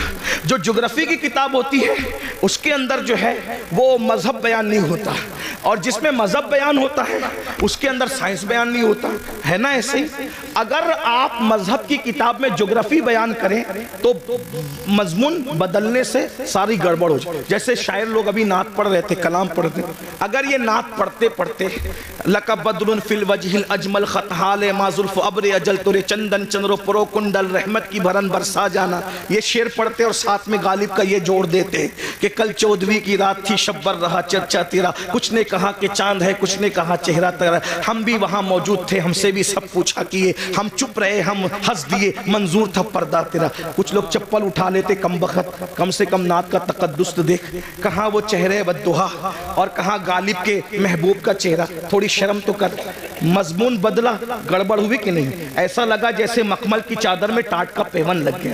ایسے ہی ہے نا, بولو بھئی ایسے ہے کہ نہیں ہے؟ ایک عنوان, جیسے بھی میں عنوان بیان کر رہا ہوں ایمان پر, اور ایمان بولتے بولتے اچانک میں لطیفہ بولنے لگوں تو کہیں گے کس مسخرے کو لا کے بٹھایا ہے. علماء کا بھی خیال نہیں کیا. ارے 5000 لوگ تھے, 1 گھنٹہ برباد نہیں کیا, بلکہ 5000 لوگوں کا 1 گھنٹہ برباد کیا تو مسلمانوں کے 5 گھنٹے امین القادری نے برباد کر دیا. کیوں لائے تھے اس کو؟ ہے کہ نہیں بھائی یہ بات؟ تو عنوان بدلتا ہے تو مخمل میں ٹاٹ کا پیون لگتا ہے. علمی دیانت کے خلاف ہے عنوان کا بدل دینا, اور عنوان بدلتا ہے تو بوجھل ہو جاتا انسان. موت کے موقع پر شادی کی بات کرنا مزہ نہیں آتا, شادی میں موت کا ذکر کرنا مزہ نہیں آتا, رونے کی محفل میں ہنسانا, ہنسنے کی محفل میں رلانا اچھا نہیں لگتا, بے وقت کی شہنائی اچھی نہیں لگتی. مگر قربان دنیا کی کوئی کتاب ایک ٹاپک پر ہے, مگر یہ صرف اللہ کی کتاب ہے, قرآن. قرآن قرآن قرآن کی صورتوں کو دیکھ لو, اللہ اکبر، جنت کا ذکر آ رہا ہے، جنت کی باغوں کا ذکر آ رہا ہے، حوروں کا ذکر آ رہا ہے، غلما کا ذکر آ رہا ہے، محلوں کا ذکر آ رہا ہے، جنت کے اندر نہروں کا ذکر آ رہا ہے، اللہ اکبر، فرشتوں کا ذکر آ رہا ہے، فرشتوں کا سلام کرنے کا ذکر آ رہا ہے، ایک دوسرے کے ملنے کا ذکر آ رہا ہے، حوروں کا ذکر آتا ہے، بڑی آنکھیں ہیں، جوبنوں کا ابھار ہے، حسن ہے، یہ ہے، وہ ہے، کنگن ہے، لباس ہے، لیکن یہ بیان کرتے کرتے اچانک پھر جہنم کا ذکر آتا ہے، لیکن عنوان بوجھل نہیں کرتا بلکہ حسن اور بڑھ جاتا ہے۔ اللہ اکبر، یہ کتاب ہے قانون کی کتاب، لیکن اس کے اندر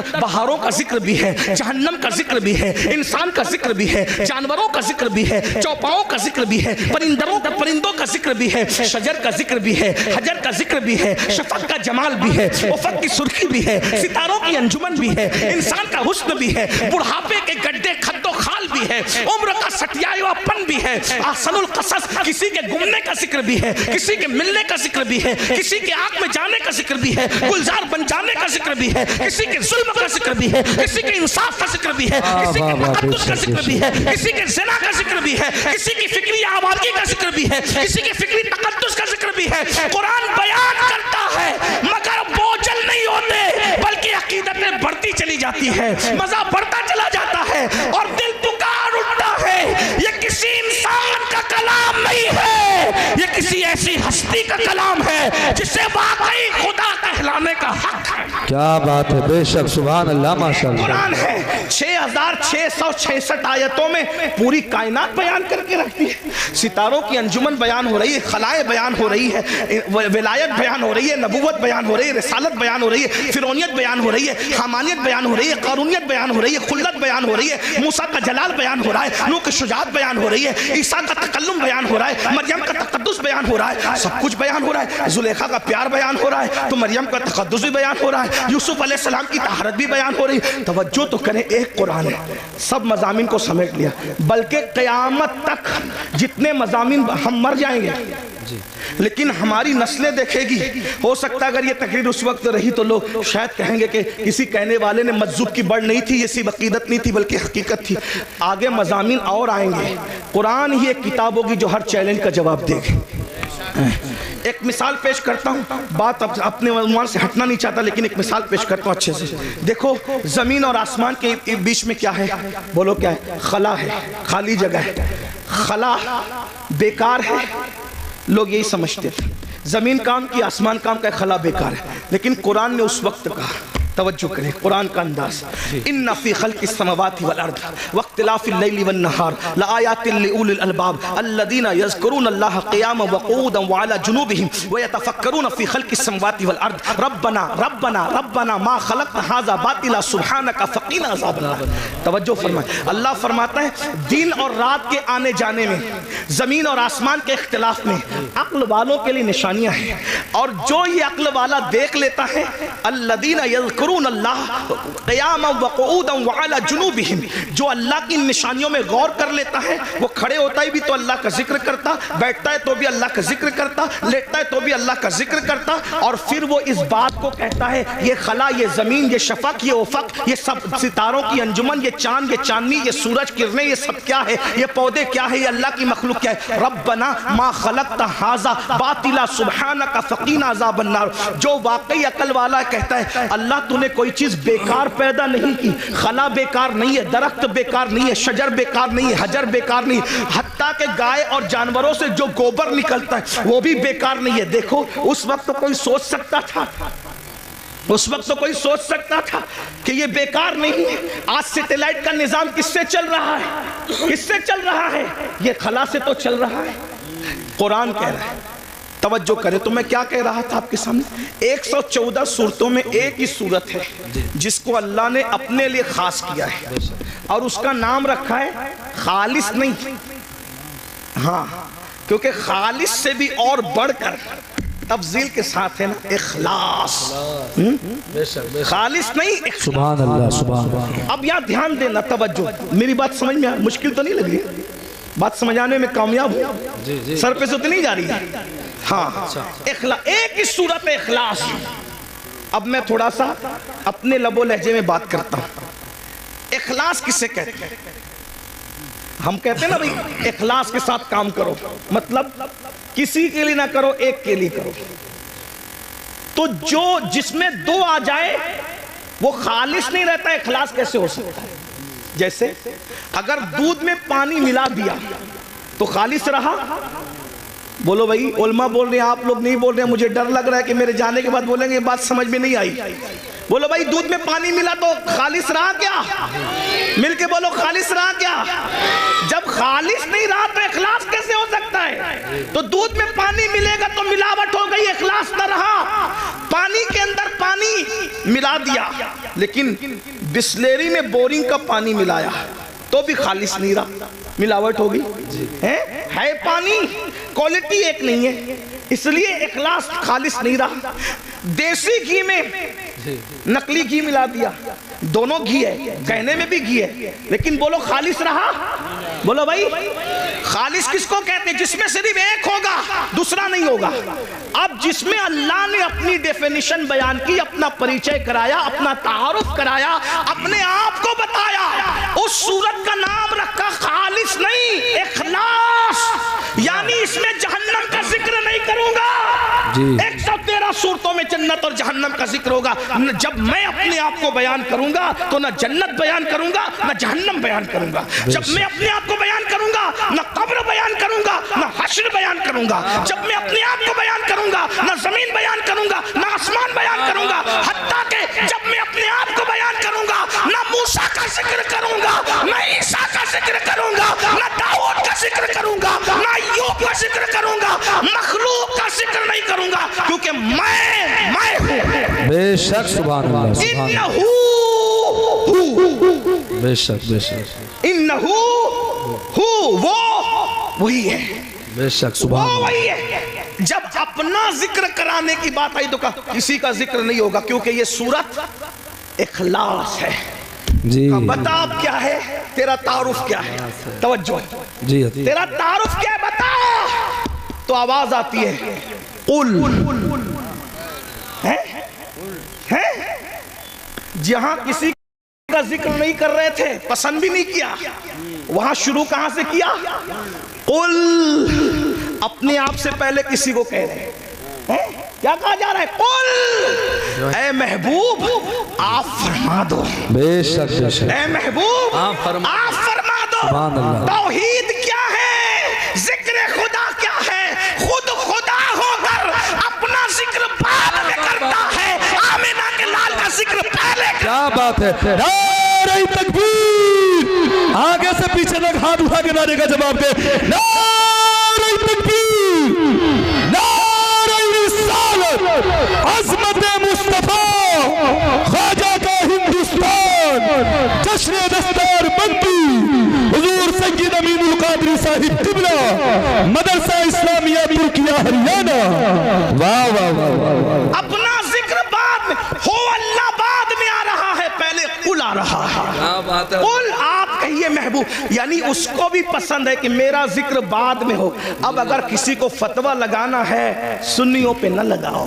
جی کیا بات ہے! پہلے قرآن کے خلاف قلم اٹھاؤ، پھر سمجھیں گے کہ تمہاری ماں نے کتنا دودھ پلایا. اور جب قرآن کے خلاف قلم نہیں اٹھا سکتے تو پھر ماننا پڑے گا جو سہارنپور اور ارد گرد والے بیان کر رہے ہیں وہ توحید نہیں ہے، جو بریلی والے بیان کر رہے ہیں وہی توحید ہے. وہی رب ہے جس نے تجھ کو ہمدن کرم بنایا، ہمیں بھیک مانگنے کو تیرا آشنا بتایا. تجھے حمد ہے خدایا، تجھے حمد ہے خدایا. وہ کماری پاک مریم وہ نفخت فیہ کا دم ہے عجب نشان اعظم، مگر آمنہ کا جایا وہی سب سے افضل آیا، وہی سب سے افضل آیا. یہی بولے سدرہ والے چمن جہاں کے تھالے سبھی میں نے چھان ڈالے، تیرے پائے کا نہ پایا، تجھے یک نے یک بنایا. تجھے حمد ہے خدایا. ارے او خدا کے بندو، کوئی میرے دل کو ڈھونڈو، میرے پاس تھا ابھی تو، ابھی کیا ہوا خدایا؟ نہ کوئی گیا نہ آیا، نہ کوئی گیا نہ آیا. ہمیں اے رضا تیرے دل کا پتہ چلا بمشکل، در روضہ کے مقابل وہ ہمیں نظر تو آیا.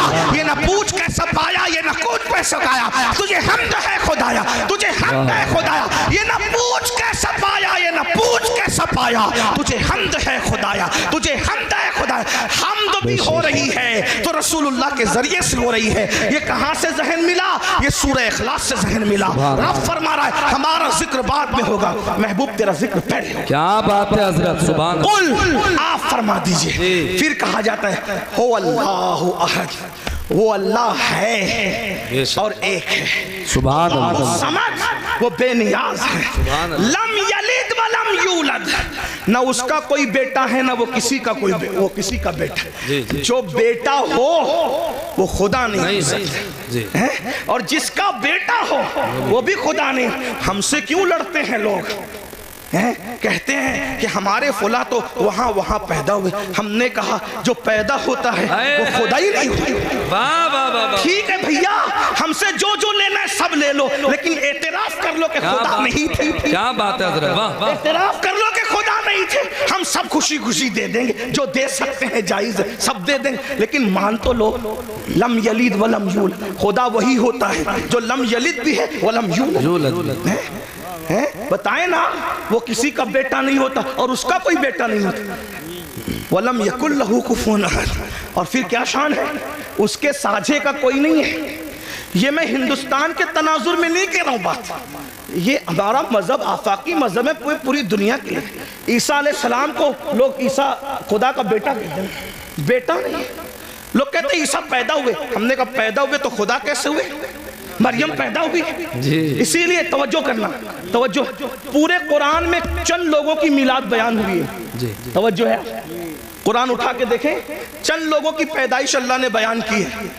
بعد میں جن جن لوگوں کو خدا کہا جانے والا تھا اللہ نے سب کی میلاد بیان کر دی، کیوں؟ تاکہ پتہ چل جائے جو پیدا ہوتا ہے وہ خدا نہیں ہوتا۔ عیسیٰ علیہ السلام کی پیدائش، حتیٰ کہ عیسیٰ علیہ السلام کی امی کے پیٹ میں جو درد اٹھا اس درد کو بھی بیان کر دیا، اتنا پکا بیان کیا تاکہ کوئی انکار نہ کر سکے کہ یہ پیدا نہیں ہوئے تھے۔ کیوں؟ اس لیے کہ پیدائش ہی سے تو جڑ کٹتی ہے شرک کی۔ کیا بات ہے، پیدائش سے تو جڑ کٹتی ہے شرک کی، اسی لیے عیسیٰ کی ولادت اللہ نے بیان کیا کہ لوگ عیسیٰ کو خدا نہ کہیں، اور ہم مصطفیٰ جان رحمت کی ولادت اس لیے بیان کرتے ہیں اور ان کا میلاد اس لیے مناتے ہیں کہ کوئی ان کو خدا نہ کہے، اس لیے کہ تو لوگ کہتے ہیں میلاد بنانا بھی شرک ہے۔ میں نے کہا ملا جی تھوڑی تو شرم کرو، میلاد اسی کی ہوتی ہے جو خدا نہیں ہوتا۔ جب بنا لیا میلاد تو شرک کیسے ہوا؟ یہ تو شرک کا کاٹ ہے، یہ تو شرک کا توڑ ہے۔ اگر لوگوں کو شرک سے بچانا ہے تو بتاؤ کہ محمد الرسول اللہ پیدا ہوئے، اور پیدا ہوئے کی شان سے ہوئے، پوری میلاد بیان ہوئی۔ بہرحال میں اپنی گفتگو کو سمیٹتے ہوئے اخیر کی طرف آتا، یہ ایمان ہے، یہ توحید ہے، توحید۔ اللہ نے اپنے ذکر سے پہلے اپنے محبوب کا ذکر، ایمان کی اہمیت جانو، اپنے بچوں کو نصیحت کرو، ایمان پلاؤ، ڈاکٹر انجینئر سب کچھ بعد میں بناؤ، خطیب ادیب نقیب بعد میں بناؤ، پہلے ایمان پلاؤ۔ اور ایمان کسی کے لیے نفرت نہیں سکھاتا، ایمان تو محبت ہی سکھاتا۔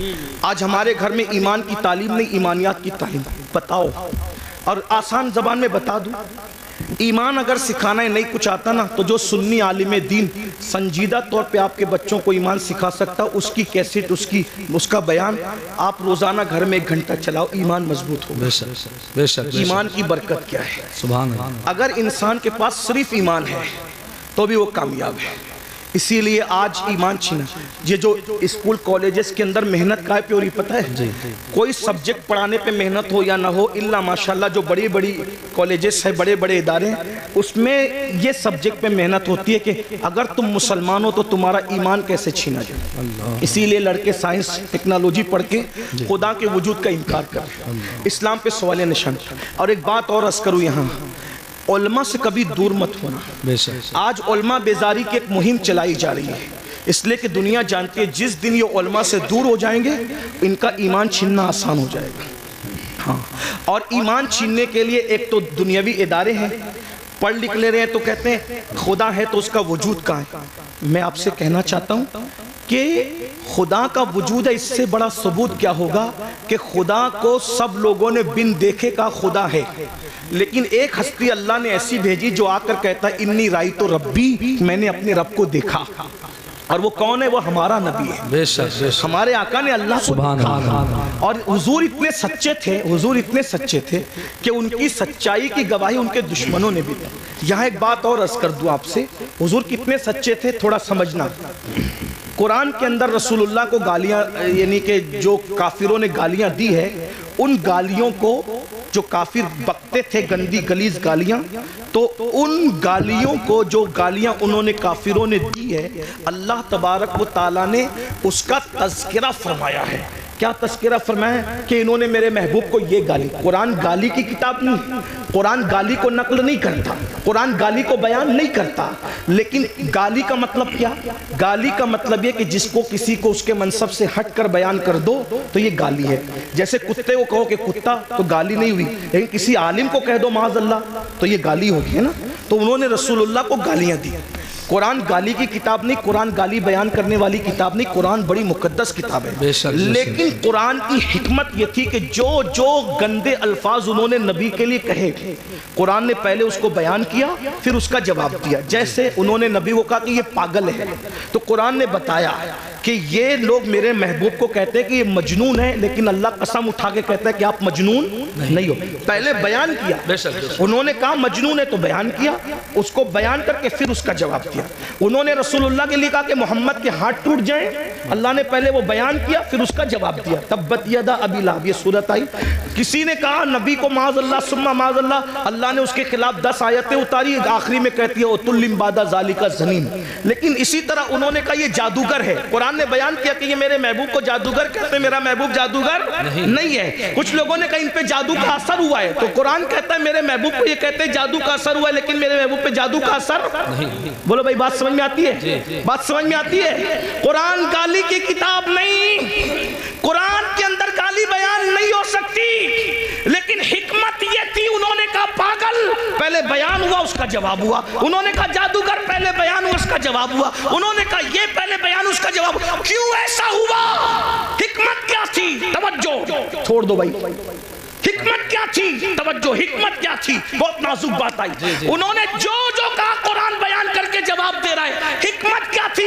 قیامت تک کے مسلمانوں سن لو، انہوں نے نبی کو مجنون تو کہا، نبی کو جادوگر تو کہا، نبی کو معاذ اللہ پاگل تو کہا، خبیثوں نے بکواس کی، لیکن اتنی گندی گندی باتیں کرنے کے باوجود یہ نبی کو جھوٹا نہ کہہ سکے، اس لیے کہ نبی اتنے سچے تھے کہ ان کی سچائی کی گواہی یہ گنڈے بھی دیا کرتے. سبحان اللہ سبحان اللہ. بے شک بے شک. یہ اب اتنا سچا نبی، توجہ، اتنا سچا نبی جس خدا کے وجود کی گواہی دے، اس سے بڑی سچائی کیا ہو سکتی ہے نا. تو اللہ کا وجود ہے، یہ آسمان، یہ زمین، یہ ستارے، یہ سیارے، یہ سب بتا رہے ہیں. آج کالج اور اسکول بعض سب سے نہیں الہات پھیل رہا ہے. اسی طرح بچیاں ورگلائی جا رہی ہے، مرتد ارتداد کی طرف جا رہی ہے. بچیاں، بچے ارتداد کی طرف جا رہے ہیں. وجہ مختلف وجوہات ہیں. نمبر 1، ہم نے اپنے بچوں کو سب سکھایا. میرا وقت پورا ہو رہا ہے، آپ توجہ فرمائیں، میں بات سمیٹ رہا ہوں. بچوں کے ارتداد کی وجہ سب سکھایا، ایمان نہیں سکھایا، دین نہیں سکھایا.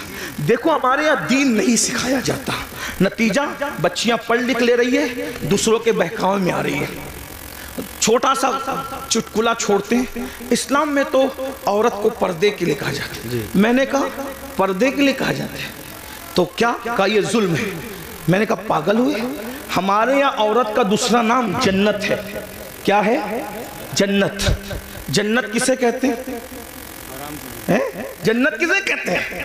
آپ لغت اٹھا کے دیکھیں تو پتا چلے گا. جن اور جنت دونوں کا مادہ ایک ہے. ٹھیک؟ جن کو جن کیوں کہتے ہیں؟ کیونکہ وہ مخلوق چھپی ہوئی ہے. اور جنت کو جنت کیوں کہتے ہیں؟ کہ وہ بھی چھپی ہوئی ہے. تو جو چھپی ہوئی ہو اس کو جنت کہتے ہیں، ہے نا. ہمارے یہاں بیٹی پیدا ہو تو ماں باپ کے لیے جنت، جوان ہو کر کے نیک بیوی بن جائے تو شوہر کے لیے جنت، ماں بن جائے اس کے قدموں میں جنت. تو جو جنت ہوتی ہے وہی تو چھپائی جاتی ہے. ہمارے یہاں عورت کا دوسرا نام جنت ہے، اور جنت چھپانے کی چیز ہے. الحمدللہ ہم عورت کو جنت سے کم نہیں مانتے، اسی لیے اللہ نے اپنی جنت بھی چھپا رکھی ہے جو سدرۃ المنتہا پر ہے، اور ہم نے زمین کی جنتوں کو بھی چھپا رکھا ہے جو ماں کی شکل میں، بیوی کی شکل میں، بیٹے کی شکل میں. سبحان اللہ ماشاءاللہ. جنات بھی چھپے ہوئے ہیں اور جنت بھی چھپی ہوئی. سبحان اللہ. اسی لیے جنات ہیں مگر نظر نہیں آتے. کیوں؟ اس لیے کہ چھپی ہوئی مخلوق ہے. اللہ اکبر. توجہ کریں آپ. عرض کیا کر رہا تھا؟ تو لڑکیوں کو ورگلایا جاتا ہے، بہکایا جاتا ہے. اور اب ہم لوگ کیا کرتے ہیں؟ ہم لوگ گھٹنے پر حملہ نہیں ہو رہا ہے، حملہ سر پہ ہو رہا ہے. گھٹنے ہی پکڑ کے سہلا رہے ہیں، گھٹنے کو بچا رہے ہیں. میرے بھائیوں یہ تو معلوم کرو کہ بچے مرتد کیوں ہو رہے ہیں، بچیاں مرتد کیوں ہو رہے ہیں، اسلام کی نفرت کیوں ہے. اس کی کئی وجوہات ہیں. نمبر ایک، سب سے پہلی وجہ ایمان نہ بتانا. جب بچوں کو ایمان پتہ ہی نہیں ہوگا تو وہ ایمان بچائیں گے کیسے؟ نمبر دو، غربت، غریبی کفر تک لے جا رہی ہے. نمبر تین، بچیوں کی دیر تک شادی کا نہ ہونا، یہ بچیوں کو کفر تک لے جا رہا ہے. اور اس کے ذمہ دار آپ بھی اور ہم لوگ بھی ہیں. کیوں؟ اس لیے کہ بچیوں کی شادی میں تاخیر کیوں ہو رہی ہے؟ ماں باپ کو شوق نہیں ہے بچیوں کو بٹھانے کا، لیکن 30 سال 35 سال کی بچیاں ہو رہی ہیں اور ہم ان کی شادی نہیں کر پا رہے. کیوں؟ اس لیے کہ کوئی اس بچی کو کرنے کے لیے تیار ہی نہیں. وجہ اتنی ظالم رسومات ہم نے پیدا کر دی ہے، جہیز کے نام پر، ہلدی کے نام پہ، مہندی کے نام پہ، مانگنے کے نام پہ، اس کے نام پہ، اس کے نام پہ، کہ بچیاں 30 35 سال کی ہو جاتی ہیں اور ان کو اچھے رشتے نہیں آتے. بہت معذرت کے ساتھ یہ علاقہ بڑا دیندار ہے، لیکن اتنا ضرور کہوں گا ساری دینداری شادی کے موقع پہ سمجھ میں آتی ہے. ساری دینداری شادی کے موقع پہ سمجھ میں. صرف جلوس میلاد میں دینداری نہیں، شادی کے موقع بھی دینداری بتاؤ نا. صرف جلسوں میں درد بھری باتیں نہیں، شادی کے موقع بھی دینداری بتاؤ. جو لوگ منہ پھوڑ کے مانگتے ہیں وہ تو مانگ ہی لیتے ہیں، جو لوگ نہیں مانگتے وہ لوگ بھی غریب گھروں میں صرف اس لیے رشتہ نہیں کرتے ہیں کہ یہاں جائیں گے تو کچھ ملے گا نہیں. ایک تو وہ ہے کہ جو مانگ رہا ہے، اور ایک تو وہ ہے جو وہاں جا رہا ہے جہاں ملنا ضروری ہے. جہاں نہیں ملے گا وہاں جانا ہی نہیں ہے. جہاں نہیں ملے گا وہاں بڑی معذرت کے ساتھ تو ادھر ادھر کی نہ بات کر. یہ بتا کہ قافلہ کیوں لٹا؟ مجھے رہزنوں سے غرض نہیں، تیری رہبری کا سوال ہے. میں نے کئی جگہ یہ بات رکھی اور لوگوں نے میری بات کو قبول کیا. بہت سارے لوگ نوجوانوں نے یہ ارادہ کیا کہ انشاءاللہ سسرال سے ہم ایک چاندی کا تار بھی نہیں لیں گے، ایک گلاس بھی نہیں لیں گے. یہ ماحول بن رہا ہے ملک کے اندر، کیونکہ قرآن کہتا ہے وَذَكِّرْ فَإِنَّ الذِّكْرَ تَنْفَعُ الْمُؤْمِنِينَ. مومنوں کو نصیحت کرو کہ نصیحت کرنا مومنوں کو فائدہ پہنچاتا ہے. میری قوم کے جوانوں، اگر صرف تم یوٹیوب پر مرتد ہونے والی لڑکیوں کی ویڈیو شیئر کر کے درد بھری باتیں کرو گے تو اس منافقت سے کام ہونے والا نہیں ہے. یہ منافقت عملی چھوڑ دو.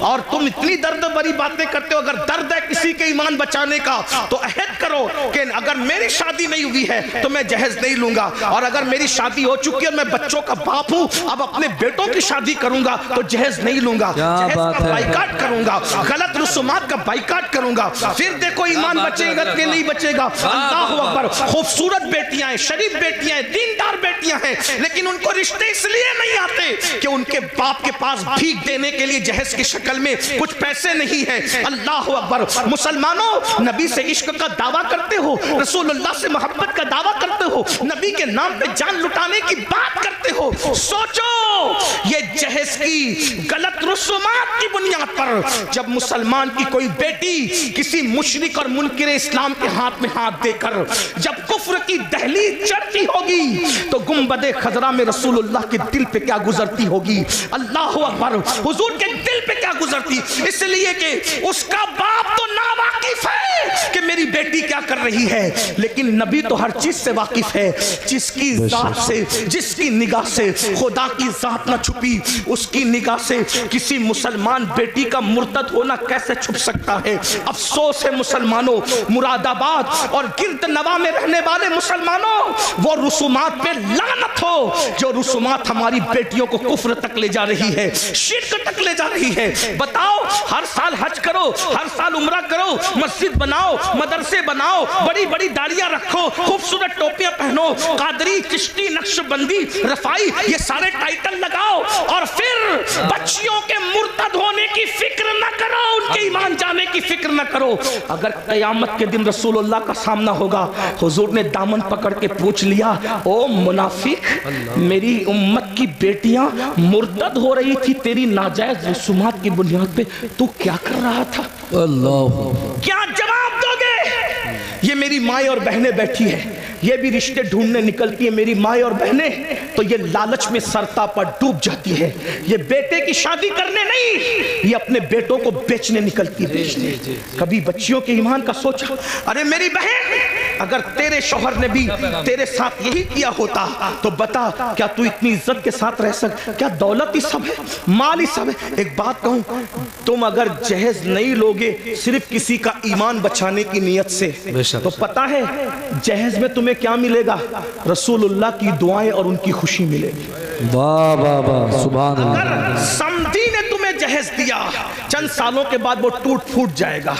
سسر نے تمہیں جہیز دیا، ساس نے چند سالوں کے بعد ٹوٹ، اور حضور نے ایمان بچانے کی بنیاد پر صرف تجھے ایک بار دیکھ کے مسکرا لیا، قیامت تک کہ تیری نسلوں کی تقدیر سمجھ جائے۔ بے شک بے شک بے شک۔ اب آپ پر ہے مسلمانوں، تم جہیز لیتے ہو یا جہیز نہیں لیتے؟ اگر وہ سامنے والے دینا بھی چاہے تو ان کو کہو ہم نہیں لیں گے، ہم جہیز کا بائیکاٹ کریں۔ کچھ لوگ ہمارے سامنے بھی کھڑے ہوئے، بھائی دیکھو بھائی، میں ایک بات کہتا ہوں، آپ کو گالیاں دینا ہمیں دے لو، ہم تو اپنا مطالعہ ایک مشورہ پیش کر رہے ہیں۔ کچھ لوگ کہتے ہیں نہیں جہیز سنت ہے۔ میں حضرت مفتی اسماعیل صاحب، مفتی جلیس اور بھی مفتیان کرام ہیں، ان کے سامنے 2 منٹ کا ایک مطالعہ پیش کرنا چاہتا ہوں۔ اگر غلطی ہوگی تو میں یہی رجوع کر لوں گا۔ ہم لوگ ضدی لوگ نہیں ہیں، ہم امام احمد رضا کی فکر کے وارث، فکر رضا ہماری ہے، ٹھیک ہے نا؟ ضدی لوگ ہمارے یہاں یہ ہے کہ غلطی ہو جائے تو رجوع کر لو۔ کیوں؟ کیونکہ آر نار سے بہتر ہے۔ لوگ ہمیں یہی تانا دیں گے نا کہ رجوع کر لیا، ٹھیک ہے بھئی، ہم تو رجوع والے لوگ، توبہ والے لوگ، اور توبہ اللہ کی بارگاہ میں محبوب ہے۔ حضور نے سیدہ پاک کو جہیز نہیں دیا، یہ میں آج آپ کے سامنے بات کرتا ہوں۔ حضور نے سیدہ فاطمہ الزہرا پاک کو جہیز نہیں دیا۔ میں نے کئی جگہ پیش کیا علماء کے سامنے، لیکن علماء نے میری تائید ہی کی، ابھی تک کسی نے اختلاف نہیں کیا۔ اگر کوئی استاد اصلاح کر دے تو ہم نہیں بیان کریں گے اس کو آج کے بعد، لیکن تھوڑا سن لیں۔ حضور نے جہیز نہیں دیا۔ کیسے نہیں جہیز دیا؟ میں نے کہا پہلی بات تو یہ ہے کہ حضور علیہ السلام کی ایک بیٹی نہیں تھی، 4 بیٹیاں تھیں، ہے نا؟ 4 بیٹیاں تھیں، اور 4 بیٹیوں پہ ہمارے پاس دلیل بھی موجود ہے، میں اس کی طرف ابھی نہیں جاتا، میرا ٹائم ختم ہو رہا ہے، صرف 10-15 منٹ بچے، جو ٹائم مجھے دیا گیا تھا اس میں 10-15 منٹ بچے، اس کو سن لیں۔ میرا ٹائم بول دوں گا، ہاں ہو جائے گا، ہو جائے گا، اتنے ٹائم میں ہو جائے گا۔ توجہ ہے نا؟ عرض کروں نا، حضور کی کتنی بیٹیاں تھیں؟ 4 بیٹیاں تھیں، اس کو میں اشارہ کر دیتا ہوں، آپ اس کو سن لیں۔ قرآن کہتا ہے، قرآن کہتا ہے اپنے محبوب سے، اللہ اپنے محبوب سے کہتے ہیں، اللہ تعالیٰ ارشاد فرماتا ہے کہ اے محبوب آپ فرما دیجئے، اے محبوب آپ فرما دیجئے، قل آپ فرما دیجئے، کیا فرما دیجئے؟ کیا فرما دیجئے؟ لے ازواجی کا، اللہ فرماتا ہے قل لے ازواجی کا و بناتی کا اور و نساء المؤمنین، 3 طبقے کو نبی خطاب کر رہے ہیں اللہ کے حکم سے۔ قل لے ازواجی کا و بناتی کا و نساء المؤمنین، آپ کہیے اپنی بیویوں سے اور اپنی بیٹیوں سے اور مومنوں کی عورتوں سے۔ تو یہ بناتی کا جو ہے نا، یہ بناتی کا، کیونکہ عربی زبان کا حسن یہ ہے کہ ہر زبان میں واحد اور جمع ہے، بات ختم۔ عربی میں واحد تثنیہ، جمع قلت، جمع کثرت، ہے نا یہ تفسیر۔ تو قرآن کیا کہہ رہا ہے؟ وہ بناتی کا، تثنیہ کے ساتھ نہیں ہے، کس کے ساتھ ہے؟ جمع کے ساتھ۔ تو اگر تثنیہ کے ساتھ بھی ہوتا تو 2 بیٹی ماننی پڑتی، اور اگر 1 بیٹی ہوتی تو بنتی کا کہا جاتا، بناتی کا نہیں کہا جاتا، ہے نا؟ بناتی، قرآن اگر بناتی کا کہہ رہا ہے تو ماننا پڑے گا کہ کم سے کم نبی کی 3 بیٹیاں تھیں، کم سے کم، اور ہم تو الحمدللہ 4 بیٹیاں مانتے ہیں، اس پہ دلیل رکھتے ہیں۔ لیکن اب یہاں سنیے، یہ کوئی عنوان مناظرے کا چھیڑنے نہیں ہے، میں کوئی مناظر نہیں ہوں، لیکن بات کہنے لگا، اور میں بات جو کہہ رہا ہوں ان علماء کی موجودگی میں کہہ رہا ہوں، انہیں حق ہے، اور میں تو کہتا ہوں کہ علماء کو یہ حق ہونا چاہیے، اگر کوئی خطیب کوئی شاعر غلطی کرے تو وہ اس کو چٹھی دے کر یہ کان میں اس کی اصلاح کر سکے اور اس کو قبول کرنا چاہیے۔ یہی ہمارے دادا مرشد حضور مفتی اعظمین کا طریقہ تھا۔ سبحان اللہ، سبحان اللہ۔ اسٹیج پہ بھی لڑنے کی ضرورت نہیں، کیونکہ لوگ ہمیں دیکھتے. کان میں جو بات کہنی چاہیے اس کو کان میں ہی کہنا چاہیے، جس کو میدان میں کہنا چاہیے اس کو میدان میں کہنا چاہیے، ہے نا. بہرحال تو حضور کی کتنی شہزادیاں ہیں؟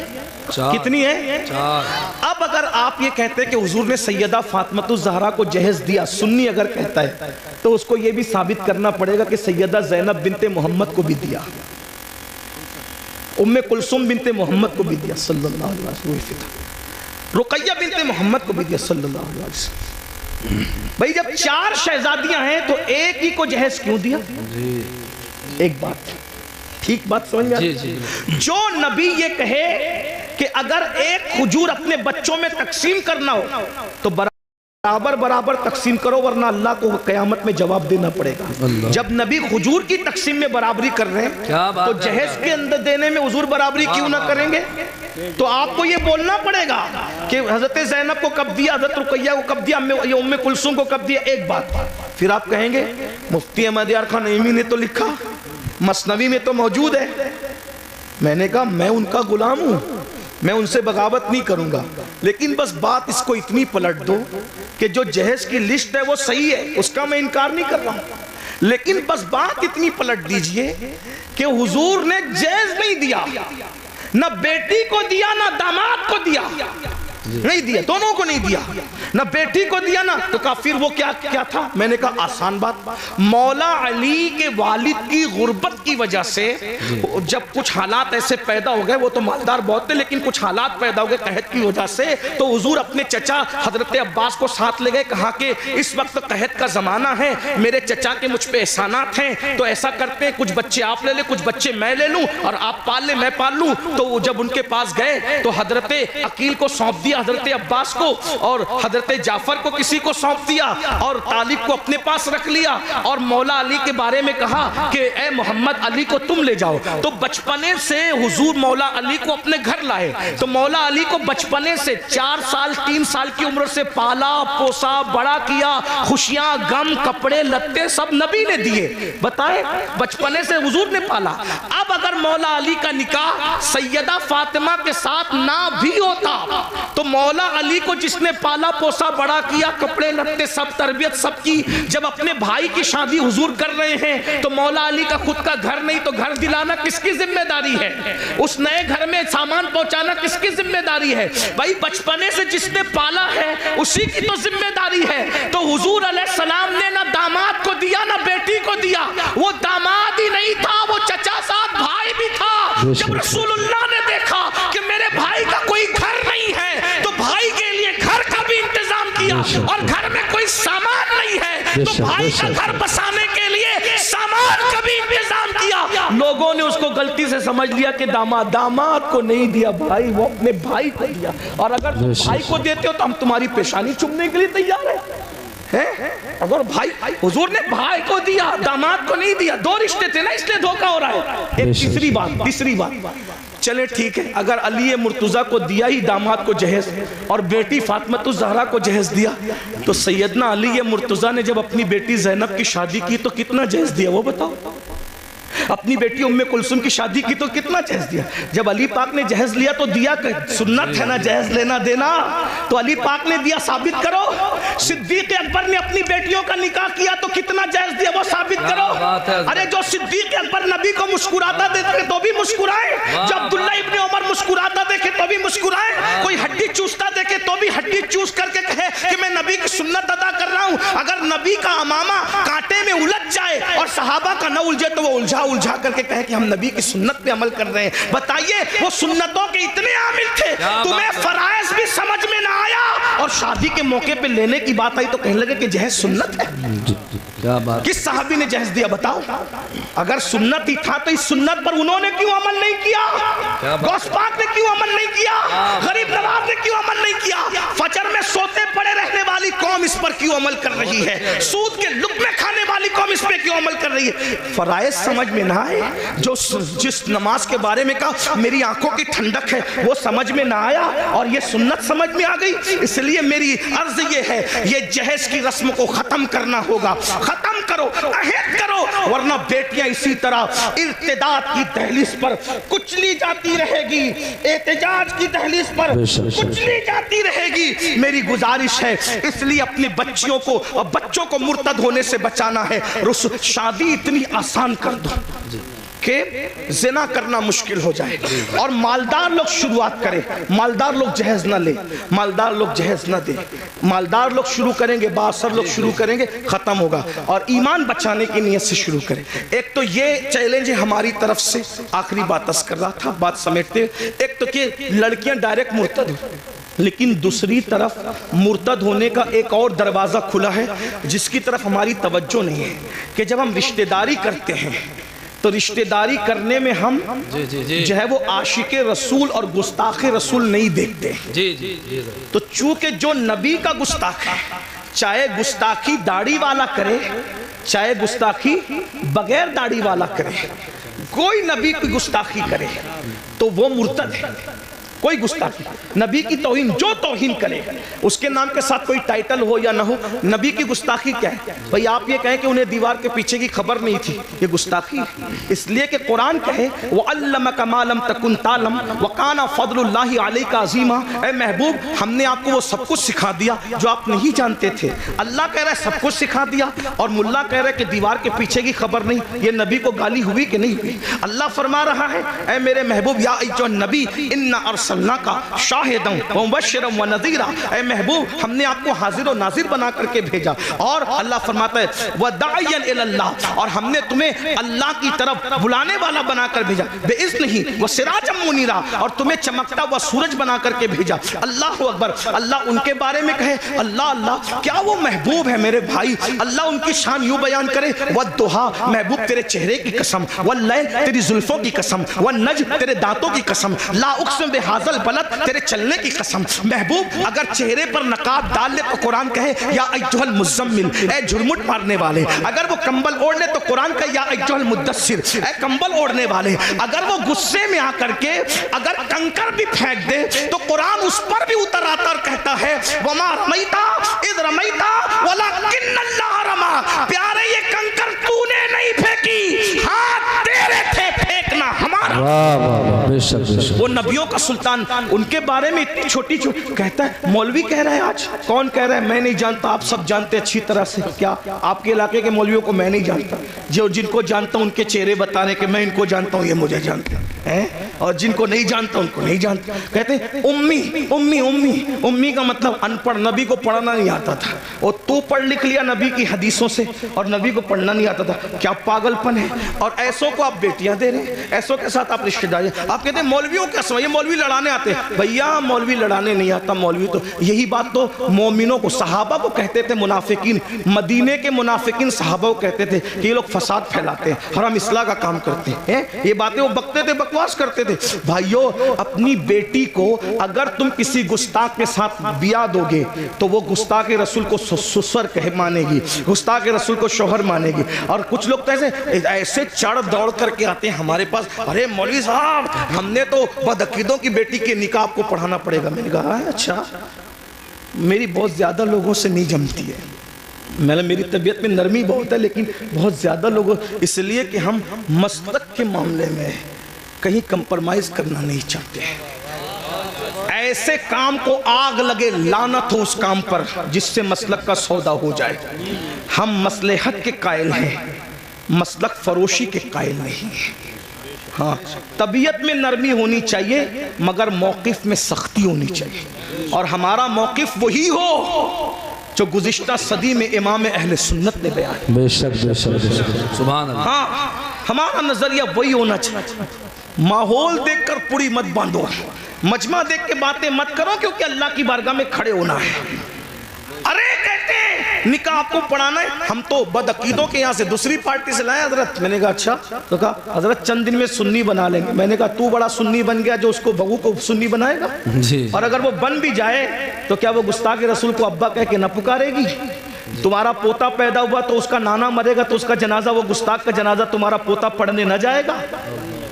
तुम कितने सुन्नी हुए जो दूसरों को सुन्नी बनाओगे? सही बात है। जिसका खाते हो उसकी वफादारी करो। कम से कम कुत्ते से सीखा होता। कुत्ता एक रोटी खाता है, मालिक की वफादारी करता है। हमें जो मिला है नबी के सदके में मिला।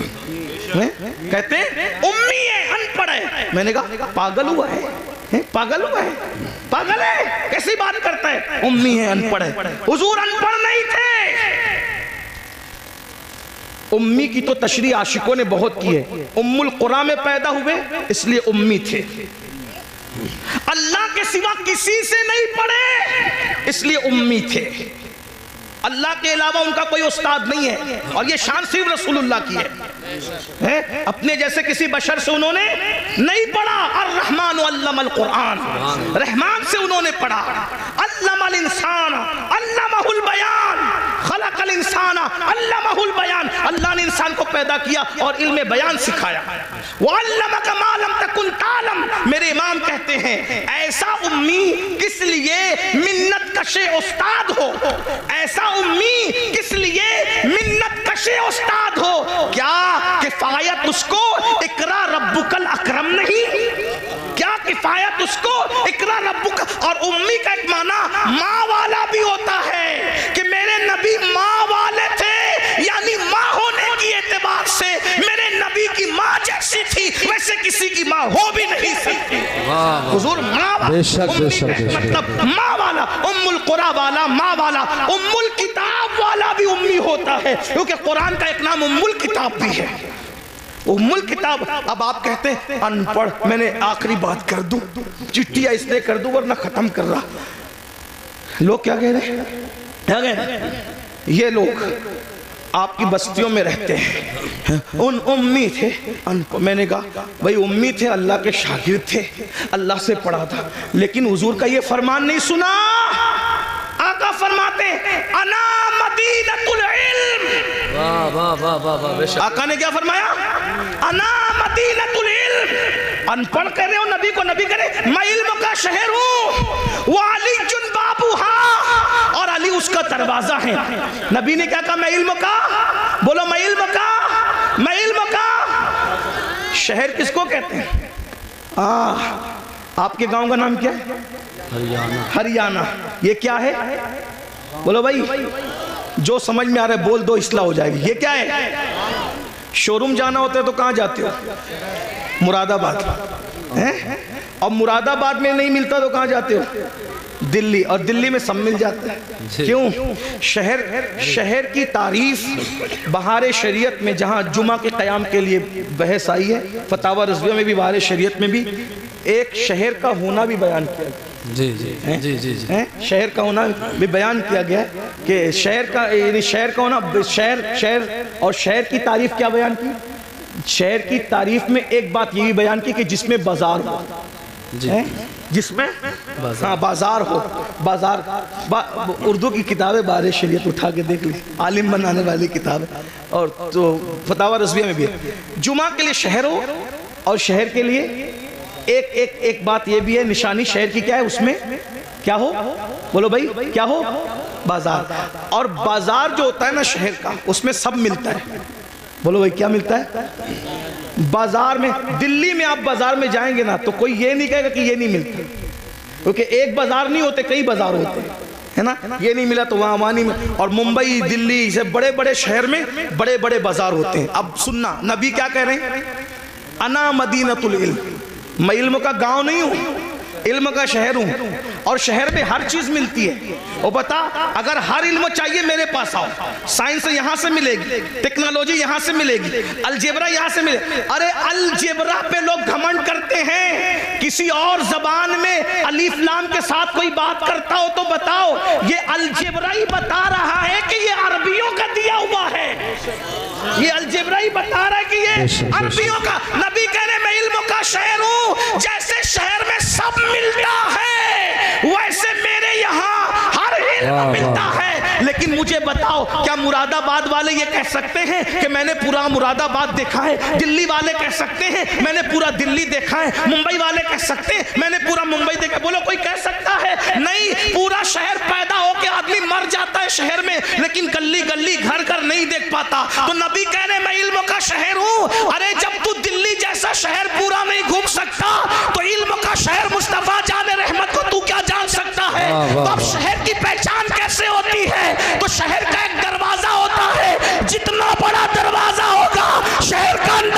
फांसी से लगाया जाएगा। नबी कह रहे हैं अना मदीनतुल इल्म, मैं इल्म का शहर हूँ, वो अली चुन बाबूहा, अली उसका दरवाजा है। दरवाजे को देखकर शहर का अंदाजा लगाओ। अरे जब दरवाजे की ये शान है, कहते सलूनी सलूनी सलूनी, मुझसे जो चाहो पूछ लो, मैं तुम्हें जवाब दे दूंगा। तुम जमीन के जितने रास्ते जानते हो, उससे ज्यादा मैं आसमानों के रास्ते जानता हूँ। तो जब दरवाजे की ये शान है, तो शहर इल्म मुस्तफा जाने रहमत की शान का आलम। सुभान अल्लाह, नारे तकबीर। याद रखो, इसी अकीदे पे कायम रहो। अपनी बेटियां आशिकों के यहाँ दो, गुस्ताखों के यहाँ मत दो। और आखिरी दो जुमले, सिर्फ नबी के गुस्ताख नहीं, सहाबा के गुस्ताखों को भी, वाह वाह वाह, अहले बैत के गुस्ताखों को भी बेटी न देना। क्योंकि शिफा शरीफ में काजी अयाज लिखते हैं कि एक शख्स मर रहा था, तवज्जो, शिफा को अगर मानते हैं काजी अयाज की तो सुन लो। एक शख्स मर रहा था, उसकी ज़बान पे कलमा नहीं आ रहा था। लोग कहते थे तू कलमा नहीं पढ़ पा रहा है, तो वो कहता था मैं अबू बकर उमर के गुस्ताखों के साथ बैठता था, इसलिए मेरी ज़बान पे कलमा नहीं आ रहा है। मेरे भाई, जो अबू बकर और सिद्दीक और फारूक आज़म के गुस्ताखों के साथ बैठे, सिर्फ गुस्ताखी ना करे, सिर्फ बैठे, मरते वक्त उसकी ज़बान पे कलमा नहीं आता, तो जो रसूलुल्लाह के गुस्ताखों से रिश्तेदारी करे, मरते वक्त उसकी ज़बान पे कैसे कलमा आएगा? आपके ज़िम्मे है ईमान कैसे बचाते हो। उन्हें जाना, उन्हें माना, न रखा गैर से काम। लिल्लाहिल हम्द, मैं दुनिया से मुसलमान गया। मेरा वक्त तो पूरा हुआ, 2 मिनट मैंने ज़्यादा लिया, उसके लिए माज़रत। अस्तग़फिरुल्लाह रब्बी मिन कुल्लि ज़ंबिन व तूबु इलैह। अभी जाना नहीं, महफिल जारी रहेगी। ऐसी महफिल सजने के लिए बहुत मेहनत लगती है। अभी मुफ्ती साहब का खिताब होना है, हम लोग इसलिए जल्दी आ गए कि जल्दी जाएंगे तो जल्दी महफिल शुरू हो जाएगी। हम लोग पब्लिक देख कर नहीं आते। हाँ, 72 भी हो ना, वफादार चलेंगे। लेकिन अल्लाह ने आपको भेज दिया, आप सब आ गए माशाल्लाह। हम तो माशाल्लाह 8:30 या 8:35 से यहाँ के बैठे हैं। हाँ अल्हम्दुलिल्लाह, मुफ्ती साहब भी तकरीबन 8:45 के करीब आ गए थे, 8:45 या 9 के आसपास वो भी आ गए। तो ये उलमा पहले, और मैं तो आपको मशवरा दूंगा ऐसे ही करो।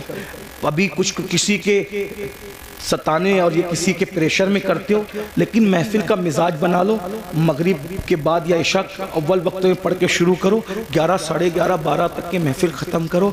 तुम भी फजर पढ़ो, हमें भी फजर पढ़ ले दो। वरना मुकर्रिर तो बेचारा जाग करके फजर पढ़ लेता है, क्योंकि सुबह वो ज़ोहर तक सोएगा। लेकिन आपको तो काम पे जाना है। फजर रोज़ पढ़ता है, वो भी हमारे जलसे की वजह से पढ़ नहीं पाता।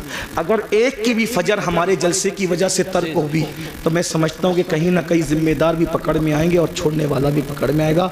और करोड़ों जलसे एक पल्ले में रखा जाए और फजर की एक नमाज एक पल्ले में रखा जाए, दोनों बराबर नहीं हो सकती।